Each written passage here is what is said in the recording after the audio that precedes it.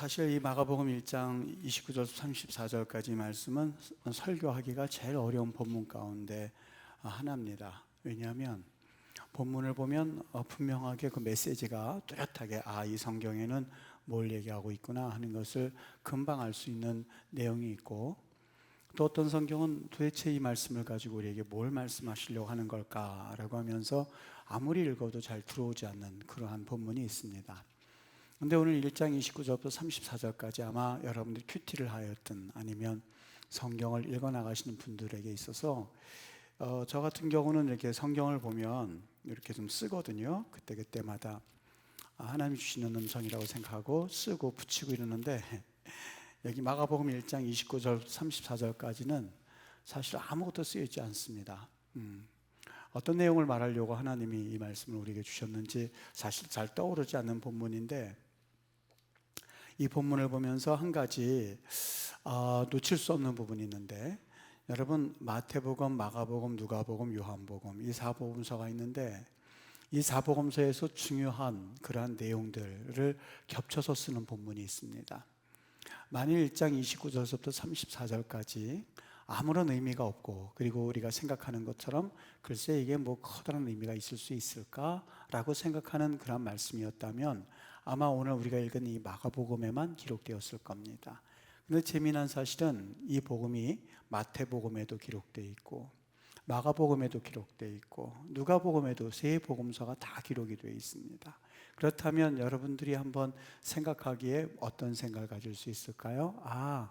이 본문에서는 분명히 어떤 중요한 메시지가 숨겨져 있구나. 그리고 이 세 개의 복음서가 다 어떤 내용을 분명히 의미하고 있었기 때문에 세 복음서가 겹쳐서 이 내용을 말씀하고 있구나 하는 것을 우리가 깨달을 수가 있겠죠.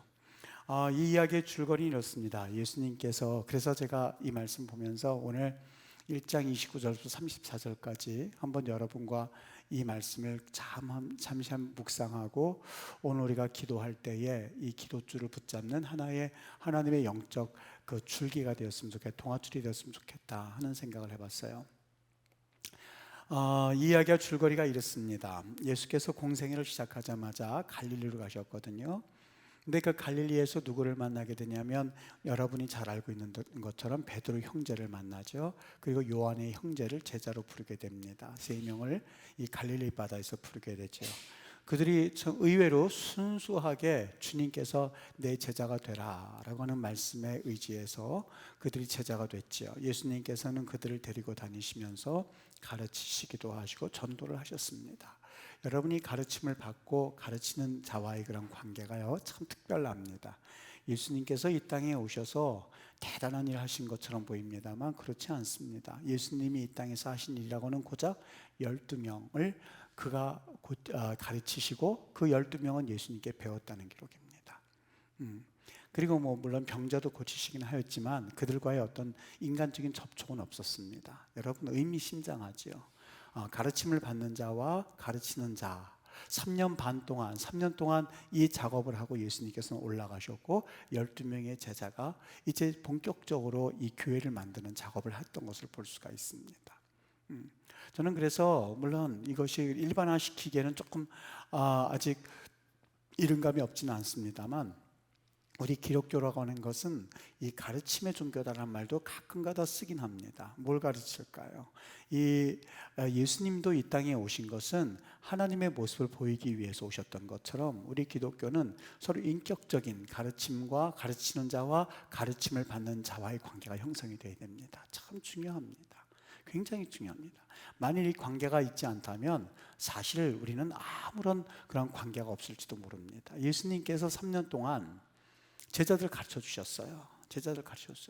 여러분, 여러분들이 교회 안에서 내가 그래도 배울 수 있고, 내가 그리고 이 말씀을 배울 수 있고, 그리고 말씀을 들을 수 있는 그 기회가 있는 것에 대해서 감사할 수 있어야 됩니다.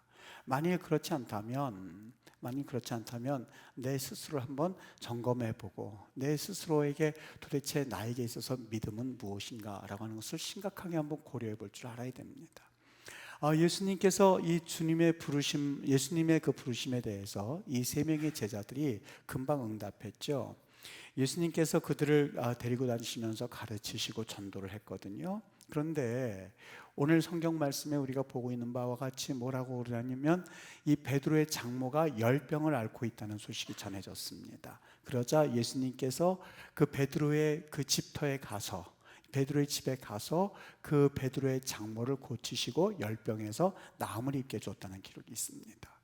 이게 왜 중요할까? 지금도 가버나움에 가서 보면 베드로의 장모의 그 집터, 즉 베드로의 장모가 거기에서 열병을 앓다가 일어났던 그 집터를 그대로 보존해서 그 가버나움에 지금도 전시되어 있습니다. 네, 그래서 그 교회를 들어가서 보면 밑바닥을 이렇게 보면 그 베드로의 집터, 베드로 장모의 집터가 아직도 남겨져 있는 것을 보는데, 이분만 봤을 때 도대체 무슨 메시지가 있을까 하고 사실 이 부분은 그냥 지나갑니다. 저는 그 베드로의 집터를 가끔 몇 번 지나보면서 다니면서 사실 그 20대 때도 그렇고 30대 때도 그렇고 도대체 예수님께서 굳이 왜 이 베드로의 장모의 집에 가서 그 베드로의 장모를 고치셨다고 하는 그 기록을 우리에게 알려주고 있고, 그리고 지금도 성지순례에 가면 그 집터를 저렇게 남겨놓았을까 하는 생각이 참 궁금했었습니다. 여러분도 한번 생각해 보십시오. 베드로도 아니고 12명의 제자들도 아니고 베드로의 장모였습니다. 여러분, 사람들이 열병에 걸리는 이유가 자주 있거든요. 열병이라는 것을 사전에서 찾아보니까는 이 장티푸스 바이러스에 의해서 발생되는 열이다. 그래서 아이들의 홍역도 일종의 열병이라고 이야기합니다. 또 젊은이들이 이 사랑하면서 겪는 병도 열병이라고 말합니다. 젊은이 연애할 때 보면 반은 거반 미칩니다. 목숨까지 바치려고 합니다. 그 정도로 심한 열병을 앓습니다. 그런데 오늘 이 베드로의 장모가 앓는 열병은 우리가 생각하는 그런 열병과는 좀 다르다, 그런 생각이 들었습니다. 아마 이 열병은 오늘 현대인들이 앓고 있는 열병의 일종이었지 않았을까. 새로운 변화를 겪음으로 인해서 나타나는 이 정신적 고통에 의해서 나타나는 병, 흔히 말하면 요즘 말로 바꿔 말하면 아마 화병 정도 되지 않았을까. 여러분, 이 화병이라든지 이런 병은 왜 걸립니까? 그 병은 왜 걸립니까? 내 자녀가 이를테면 억울한 일을 당했을 때라든지, 아니면 내 자녀가 누구랑 결혼하지 말라고 그랬는데 막 결혼하면 이 부모님들이 어이구 속 터져 화병 걸린다고 그러죠. 화병. 이 배신당하고 억울하고 분노가 일어나고 화가 나고 이 충격으로 인한 병을 일컬어서 오늘 여기에선 열병이라고 표현했지 않았겠는가 하는 생각이 듭니다. 그렇다면 한 가지 중요한 생각이에요. 또 한 가지 성경을 이해할 때에 포인트가 될 수 있는 질문이 생기게 되는데, 여러분 한번 생각해 보세요. 베드로의 장모가 왜 화병에 걸렸을까 하는 생각이에요. 여러분, 전 이 생각하다가 이 베드로의 장모가 왜 굳이 이 화병에 걸렸을까? 도대체 무슨 이유일까? 그런데 중요한 것은 이 베드로의 장모의 딸에 대해서, 다시 말하면 베드로의 아내에 대해서는 나타나 있지 않아요.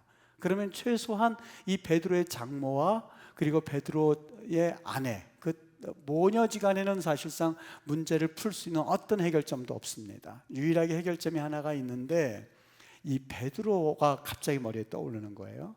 여러분, 베드로가 어떤 사람이었습니까?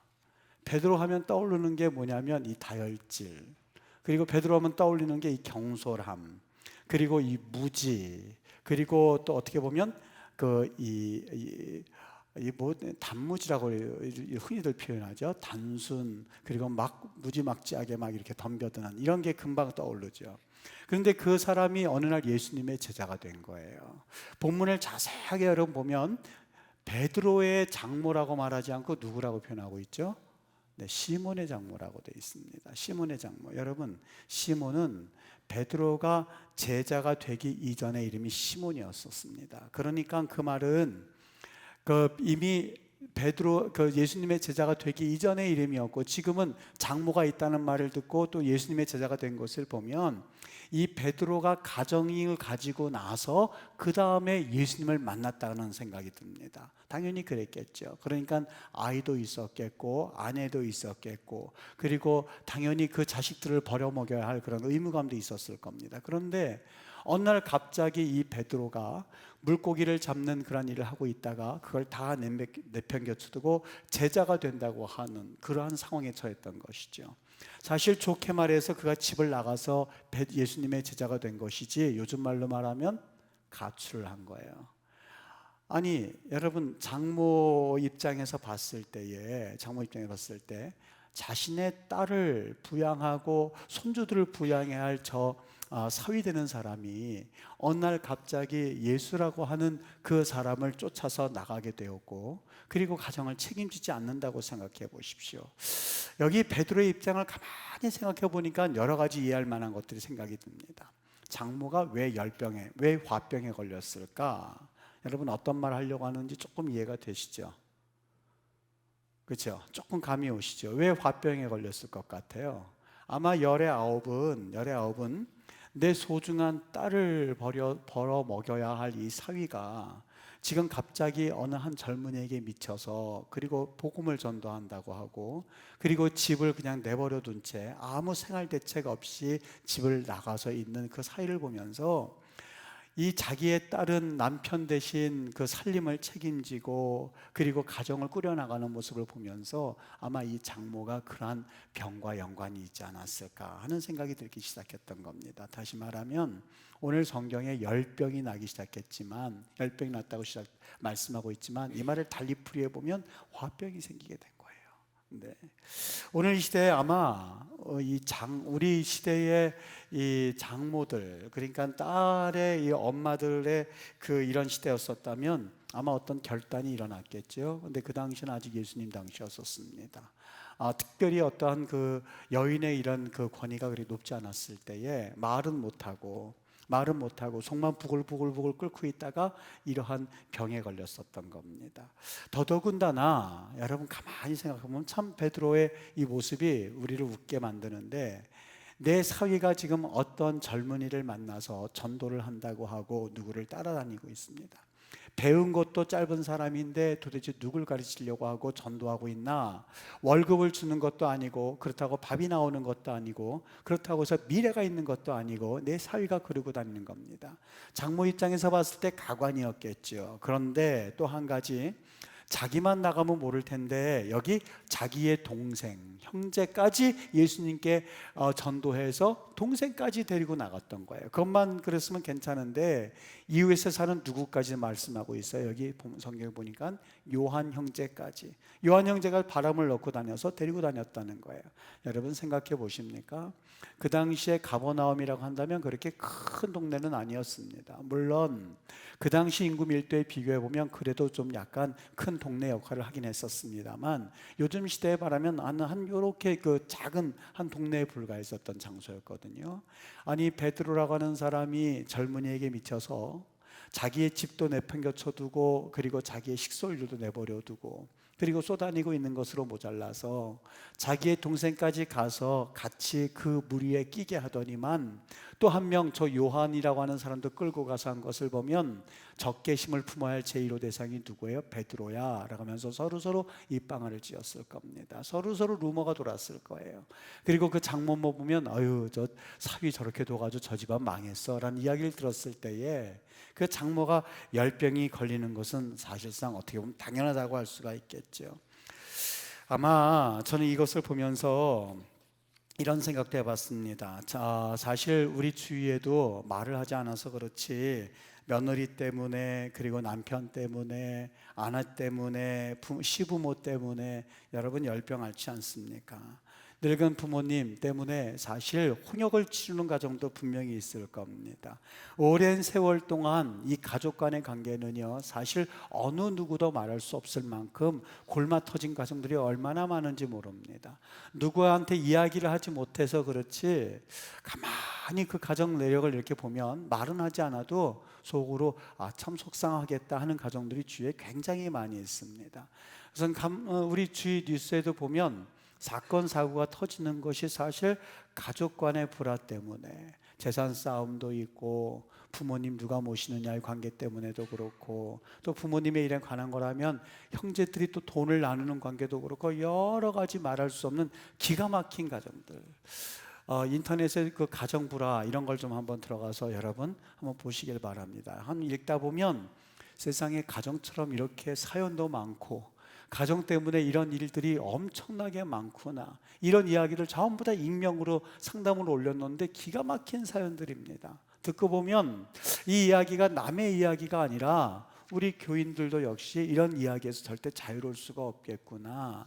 남편과의 갈등, 자녀들과의 갈등, 시부모와 그리고 부모와의 갈등, 그리고 또 다른 사람들과의 같은 가족과의 갈등이 너무너무 복잡하다는 것을 느끼게 됩니다. 그때에 예수님께서 베드로 장모의 집을 방문하게 되었습니다. 30절 보니까 사람들이 그 여자에 대해서 예수께 물었다 이렇게 되어 있습니다. 아마 제자 중에 한 사람이 베드로의 장모가 지금 열병에 걸렸어요 라는 말을 했던 것 같아요. 그리고 제자는 이 장모가 베드로가 집을 나감으로 인해서 화병을 앓고 있어요 라고 예수님께 말했을 겁니다. 예수님이 왜 장모의 집을 방문했는지 여러분 아시죠? 내가 사랑하는 제자, 그리고 내가 사랑하는 가장 수제자의 그 장모가 그 수제자 때문에 열병을 하고 화병을 앓고 끙끙 앓고 있다고 하는 것을 보면 예수님의 성품상 그냥 지나가실 분이 아니었었죠. 31절에 그 집을 방문해서 그 장모의 손을 잡아 일으키시니 열병이 떠났다, 거짓말같이 나았다, 수정을 들었다 이렇게 되어 있습니다. 너무 심플하게 끝나고 있습니다. 그런데 이야기를 보면 그렇게 간단한 이야기 같지는 않습니다. 이 본문 가운데는 여러분 여러 질문이 담겨져 있습니다. 수많은 질문이 담겨져 있습니다. 여러분 보면서 무슨 생각이 드셨습니까? 저는 여기 본문을 읽다가 여기 가만히 보면서 여러 이야기 질문이 툭툭 튀어나왔습니다. 아니 아무리 예수님이라고 한다 할지라도 그 열병이 그냥 손만 잡아 일으키니까 그 열병이 싹 나았다, 그리고 잡아 일으키니 곧 나았다, 이 병이 이렇게 쉽게 치료될 수 있는 병인가 하는 생각이 들었습니다. 여러분 이 본문 가운데는요 몇 가지 우리가 좀 살펴봐야 할 대목이 있는데, 지금까지 베드로의 장모는 머리를 싸매고 있었습니다. 앓고 누워 있으면서 도대체 그 장모라는 분이 무슨 생각을 했었을까? 내 사위 베드로가 저토록 쫓아다니고 있는 그 모습을 보면서 무슨 생각을 했었겠습니까? 처음에는 화도 났겠죠. 아이고 저거 그냥 그만두나 보라서부터 시작해서 그렇지 않을까요? 자기 베드로를 보면서 너무너무 속끓이다가 여러분 자식 이기는 부모 없다고 무슨 생각이 점점 들기 시작했냐면, 아니 도대체 저 예수라는 사람이 도대체 누구길래 저렇게 내 사이가 저럴까? 저 젊은이가 도대체 어떤 사람이길래 내 사이가 뒤돌아보지 않고 저렇게 결단하고 행동하고 나가는 걸까? 이 왜라고 하는 질문이 그 여인을 괴롭혔을 거예요. 여러분 우리가 살아가면서 가만히 생각해 보면서 상대방이 왜라고 하는 그 질문에 대해서 우리 한 번쯤은 생각해 볼 수 있어야 됩니다. 왜 그랬을까? 왜 그랬을까? 사람이라고 하는 거는 내 생각만 고집하는 것도 중요합니다만 상대방이 왜 그런 말을 했을까 하는 것도 생각할 줄 알아야 됩니다. 그래야 사실 문제도 풀어지게 되고 그리고 그 길도 열리게 되어 있습니다. 그런데 나를 비롯해서 우리 현대인들이 이렇게 깊이 생각하려고 하지 않습니다. 내 입장만 고집할 뿐이지, 그리고 내 생각만 중요할 뿐이지 상대방은 왜 그 말을 하였을까 하는 그 생각하기를 포기합니다. 그래서 사실 길이 안 보입니다. 왜 저 사람은 생명을 놓고 예수를 전하게 되는 걸까? 왜 저 사람은 자기의 그동안 살던 모든 생업을 다 포기하고 저 젊은이의 제자가 되려고 하는 걸까? 왜 저 예수라고 하는 사람은 십자가에서 죽게 되었던 걸까? 왜 죽음의 장소가 하필이면 저 십자가였을까? 왜 성령께서 이 땅에 오셔서 그 120명의 사람들을 하나님께서 변화시키셨던 걸까? 무엇 때문에 저 사도 바울이라는 사람이 자신의 모든 것을 다 버려두고 저 복음에 미친 것일까? 왜 저 사람은 하나님 앞에 저렇게 헌신하면서 무언가 보이는 사람처럼, 뭔가 살아있는 하나님을 보이는 것처럼 저렇게 행동하는 걸까? 라고 하는 것을 물을 수 있어야만 합니다. 생각하면 이 왜라고 하는 질문에 대해서 분명하게 우리는 길을 찾게 되는데 사람들이 사실 생각하려고 하지 않습니다. 여기 베드로의 장모는 뭔가 저 베드로 자기의 사위가 너무 믿기도 하고 그리고 생각하기도 싫어서 화병에 걸렸지만 아마 그런 생각을 했지 않았을까요? 그러면서 나도 저 예수를 한번 만나보고 싶다 하는 생각 가운데 여기 30절과 31절 보세요. 여기 보니까 뭐라고 돼 있냐면 나아가사 그 손을 잡아 일으키셨다.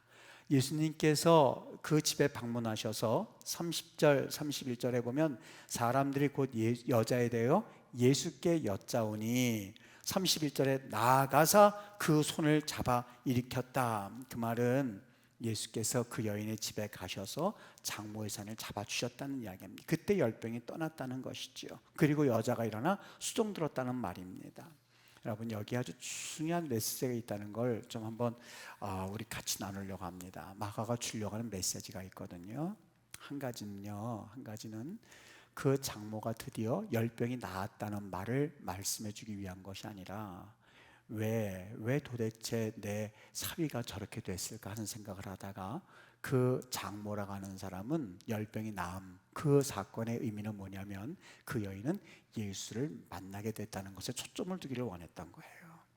네, 여기에 답이 있더라고요. 여러분, 사실 우리 안에 의문점이 많습니다. 굉장히 많습니다. 해석이 안 되는 부분도 있고 이해가 안 되는 부분도 있고, 그리고 하나님 도대체 뭐 때문에 그렇습니까 하는 사건들이 주위에는 참 많이 있습니다. 그런데 아세요? 하나님을 이해하게 되면, 또 하나님을 바라보게 되면, 그래서 깊이 기도하다 보면 그 왜라고 하는 질문에 대해서 하나씩 톡톡 내게 깨달아지는 것이 있습니다. 우리 성령께서는 우리에게 깨달음의 은혜를 허락해 주시거든요. 생각하기 시작하면, 그리고 묵상하기 시작하면 하나님께서 반드시 응답해 주십니다. 이 여인이 열병이 나았습니다, 할렐루야, 이거를 말씀해 주기 위한 것이 아니라 예수님께서 나아가사 손을 잡아 일으키시니, 여러분, 만약에 이 왜라고 하는 질문을 하지 않았다면 이 장모는 예수님께서 잡아주신다도 손 뿌리쳤을 거예요. 내 사위 저렇게 만들고 당신은 어디 내 여기 찾아온단 말이야. 예수님께 대해서 사태지례를 하더라도 지금 속이 안 풀릴 상황인데, 그래서 나아가서 손을 잡아 일으켰다고 하는 것은 그 여인이 손을 내밀어 잡을 수가 있죠. 다시 말하면 그 여인은 도대체 그 예수라고 하는 사람이 누군가, 도대체 예수라고 하는 사람이 누구길래 내 사위가 저렇게 미쳐 돌아가고 있는 건가, 나도 한번 그렇다면 예수를 만나고 싶다던 차에 예수께서 방문하셨고 예수님이 내민 손에 대해서 손을 잡았고, 그리고 그 여인의 열병은 떠났더라가 문제가 아니라 그 여인은 그때 예수를 만난 사건이었었어요. 여러분, 우리가 신앙생활 10년, 20년, 30년이 중요한 것이 아니라 중요한 것은 내 삶 가운데에 예수님을 만났는가 하는 게 중요합니다. 참 중요합니다. 가끔가다 우리가 이 사실을 체크해 보야만 합니다. 내가 정말 하나님 앞에 신앙생활을 한다고는 하지만 나 예수 만났는가? 여러분, 생각하면서 저는 가끔가다 간증합니다. 내가 예수님 만난 사건을 간증합니다. 과거에 나로 인하여서 실족했던 영혼들이 있습니다.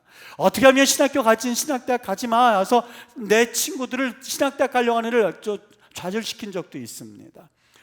기독교 비판적인 그런 이야기를 신문을 모으기도 하고 그거에 대해서 반항적이었었고, 어떻게 해서든지 기독교에 대해서 좀 이렇게 뭐라고 할까요? 안티적인 세력에 섰던 사람이 저였었어요. 그 얘기를 왜 하냐면 저에게는 분명하게 미팅 포인트가 있었거든요. 하나님을 경험하였고 하나님 앞에 내가 얼마나 큰 죄라는 것을 경험한 미팅 포인트를 자꾸 이야기하려고 합니다. 왠지 아십니까? 내가 구원에 대한, 그리고 예수님을 만났다고 하는 그 사건을 잊어버릴까 봐 오히려 그것을 고백하기 위해서라도 그것을 간증하기도 합니다. 오늘 그 여인이 병이 나았다, 화병이 나았다를 초점이 있는 것이 아니라 그 여인이 나았던 그 바로 이전에 예수님께서 손을 내미셨고, 그리고 그 여인은 예수님의 손을 잡고 나아갔을 때에, 예수를 만났을 때에 그 여인은 자신의 사위 베드로가 왜 그렇게 되어 있는지 이해가 되었고, 그 사이가 왜 그토록 미쳐서 예수님을 쫓아다녔는지를 발견하게 되었고, 그리고 그 장모 역시 예수를 만났을 때에 자신의 병은 물론이요 자신의 문제 해결까지 받았다는 기록을 우리에게 해주기를 원했던 거예요. 여러분, 참 중요한 것은 교회를 다니는 것도 중요하지만, 물론 왜냐하면 교회에서 복음을 듣기 때문에 그렇습니다. 근데 더 중요한 것이 있다면 그 예수님을 내가 정말 인격적으로 만났는가 하는 것에 대해서 예스라고 대답할 수 있어야만 합니다. 정말 이런 고백이 있어야만 합니다. 내 생애 가운데에 예수님이 내 손을 잡아주셨고, 나는 그 손에 대해서 그 손을 잡아주고 손을 잡고 나는 과거의 내 모습 가운데서 일어났습니다라는 고백이 있어야만 합니다. 이게 참 중요합니다. 물론 우리 하나님 앞에 마지막 때 저는 그 고백을 시킬 겁니다. 고백을 시킬 겁니다. 누구든지 간에 고백을 시킬 겁니다. 저 한 천국 가기 전에 예수님을 고백시킬 거예요. 그런데 마지막 막차 탈 때에 내가 급해가지고 얼른 그 임종 예배 드릴 때 그때라도 그 고백하는 거, 그것도 중요하지만, 여러분 정말 평소에 나 예수님 만났다고 하는 그 인격적인 고백을 매일같이 고백할 수 있는 은혜가 있었으면 좋겠습니다. 네, 입으로 시인한다는 말이 바로 그 말입니다. 단순히 앵무새처럼이 아니라 시인한다, 그 말의 의미는 전심으로 하는 의미가 담겨져 있거든요. 예수님 생각했을 때에 눈물이 나고, 예수님 생각했을 때 내가 그 예수님을 사랑한다는 그 고백을 할 수 있어야만 되거든요. 오늘 그 고백이 있었던 거예요. 예수님을 만나자마자 이해가 되기 시작했고, 소통이 되었고, 의문이 해소가 되었고, 열병이 떠나갔습니다. 여러분, 예수님 정말 만나봤습니까? 정말 그 예수라고 하는 그 인물을, 2000년 전에 그 예수를 만나보았는가? 그 이스라엘 가면은요, 아직도 종교인들이 그 예전의 율법 가지고요 계속해서 이 옷수를 달고서요 율법을 지켜야 구원받는다라고 하는 그 생각을 가지고 수천 년 동안 그렇게 했어요. 그들은 예수님을 만났죠. 왜 못 만났어요? 2000년 전에 바리새인들이 있었잖아요. 그런데 우리가 만남이란 그 만남의 의미는 단순히 얼굴을 보고 저분이 예수야 듣는 것으로 만족하는 그 종교인들의 만남은 만남이 아니에요. 그분이 나의 주님입니다 라고 하는 정말 내 안에 역사하시는 거 하나님으로 경험할 수 있을 때 비로소 여기에는 진정 만남이라고 할 수가 있거든요. 여러분, 우리 예수 그리스도 그냥 내가 말로만이 아니라, 주님 나 실은 10년 신앙생활했고 20년 신앙생활했고 30년 신앙생활했지만 나 실은 예수님 모릅니다 라고 하는 고백서부터 시작해야 됩니다. 예수님 모릅니다. 나 이제라도 좀 늦었지만 예수님을 인격적으로 만나고, 그리고 세상을 바라볼 때 화병을 가지고 바라보는 것이 아니라 예수를 만난 기쁨으로 내 인생을 해석하게 하시옵소서. 어떤 이들은 과거에 사로잡혀 가지고요 예수님의 테두리 안에 들어가면 그 사건이 다시 해석될 텐데, 그 예수님의 울타리 안에 안 들어왔을 때는 자기의 과거 사건을 해서 자꾸 그것이 상처가 되어서 다른 사람에게 그 상처를 투영을 합니다. 그 상처로 인하여서 다른 사람에게 투영을 하여서 끝내는 그 사람으로 하여금 자기의 아팠던 과거를 보는 것으로 끝장을 내는 그런 모습들이 얼마나 많은지 모릅니다. 왜요? 예수님의 이 울타리 안에 들어오지 못했기 때문에 해석이 되지를 않는 거예요. 아픔에 대해서 계속해서 그것이 쓰라린 거예요. 그런데 예수님의 울타리 안에 들어올 때 비로소 그 아픔은 하나님 안에서 겸손이 되어지고 섬김이 되어지고, 여러분 정말 과거에 아픔이 있었던 그 가난이 되었든 아니면 그 뭐가 되었든지 간에 그것이요 예수님의 울타리 안에 들어오면 얼마나 그것으로 인해서 다른 사람의 가난과 다른 사람의 아픔과 그 사람의 쓰라림을 이해해주고 상처받은 치유자가 되거든요. 근데 그 울타리 안에 바깥에 있으면요 그 아픔이 복수로 나타나는 거예요. 쓴뿌리가 되는 거예요. 그래서 그것을 다른 이들에게 반영시켜서 보려고 해요. 그리고 다른 사람도 그 아픔에 대해서 반영하는 것을 보면서 내가 희열을 느끼는 잠재적인 그런 마음이 우리를 지배할 때가 얼마나 많은지 모릅니다. 예수의 울타리 안에 들어올 수 있어야만 되거든요. 치열함이 있어야만 하거든요. 영적인 이 치열함 싸움 가운데서 우리는 예수님 안에 들어가야만 하거든요. 여기 또 하나 우리가 두 번째 주려는 메시지가 있는데요, 만남이라는 걸 볼 수 있는데 32절 한번 보세요. 32절에 보면 저물어 해질 때에 모든 병자와 귀신 들린 자를 예수께 데려왔다 이렇게 되어 있습니다. 여러분 이 병자들 누가 데려왔다고 생각하십니까? 32절의 말씀이에요. 잘 보세요. 저물어 해질 때에 모든 병자와 귀신 들린 자를 예수께 데려왔다. 여러분 이거 누가 데려왔다고 생각하십니까? 물론 그 지역에는 이방인들이었기 때문에 예수를 경험했던 사람들이 그렇게 많지는 않았을 겁니다. 저는 이 32절 9절과 바로 앞에 예수의 베드로의 장모가 치유받았던 사건과 연관을 지어서 32절 기억된 것을 보면 이 병자들은 분명하게 치유받은 장모가, 화병으로 앓던 그 장모가 시험을 받고 나서 너도 한번 예수 믿어봐, 너도 한번 와봐, 나 화병 걸렸던 거 알잖아, 내가 지금까지 얼마나 위험한지 알잖아, 너 이제부터 한번 봐봐. 경험했던 장모가 예수님을 증거하기 시작했고, 이 가버나움에서 베드로의 장모가 그 수많은 사람들을 예수께 데려와서 치유받게 하는 1등 공신이었다고 하는 생각이 들기 시작하는 거예요. 어제까지만 해도 사위가 부끄러웠고, 어제까지만 해도 예수가 너무 미웠고, 어제까지만 해도 내 화병으로 해서 다른 사람들을 힘들게 했던 이 장모가 예수님을 경험하고 나서는 한번 와봐라, 무슨 병자든 와봐라, 내 열병이 순식간에 나았으니 예수를 보라 라고 했을 때에 순식간에 수많은 병자들이 몰려들기 시작했던 거죠. 여러분, 헌신이나 섬김은 훈련 가지고만은 부족합니다. 절대 훈련 가지고만은 부족합니다. 헌신과 섬김이라고 하는 것은 그 알고 은혜를 경험하게 되면 저절로 나타나는 것이 헌신이고 섬김입니다. 아니, 사랑하는 사람을 향해서 뭘 못하겠느냐고요. 사랑한다면. 그래서 끝내는 결혼까지 이르지 않습니까? 여기 오늘 메시지 가운데에 32절에 전 그렇게 은혜가 됐어요. 보세요. 병이 떠나고 여자가 그들에게 수종드니라. 여자가 그들이라고 하는 예수님을 비롯하여서 수많은 사람들이에요. 여러분, 예수님과의 관계가 회복되니까 예수님의 제자들까지 이뻐 보이기 시작하는 거예요. 이게 비밀이에요. 이게요, 참 신기하죠. 그 여자가 예수님을 만났으면 누구만 잘해줘야 돼요? 예수님께 밥상을 차려주고 예수님께 옷을 털어주고 발을 씻고 그래야 될 텐데, 그 장모가 예수님을 경험하고 나니까, 예수님을 사랑하고 나니까 누구까지요? 예수님은 물론이요, 내 사위도 그토록 미웠지만 자네가 그래서 그랬구만, 베드로의 동생까지 너무나 사랑스러웠고 그 요한이라는 청년까지 너무나 기쁜 나머지 다 그렇잖아요. 여기요, 수종 들었다고요.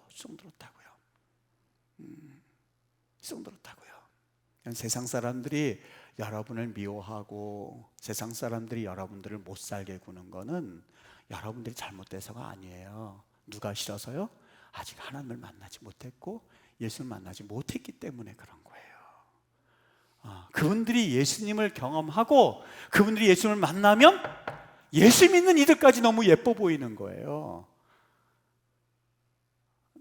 그러니까 세상 사람들이 너희를 미워하는 것을 당연하게 얘기하죠. 왜요? 아직 하나님을 모르기 때문에.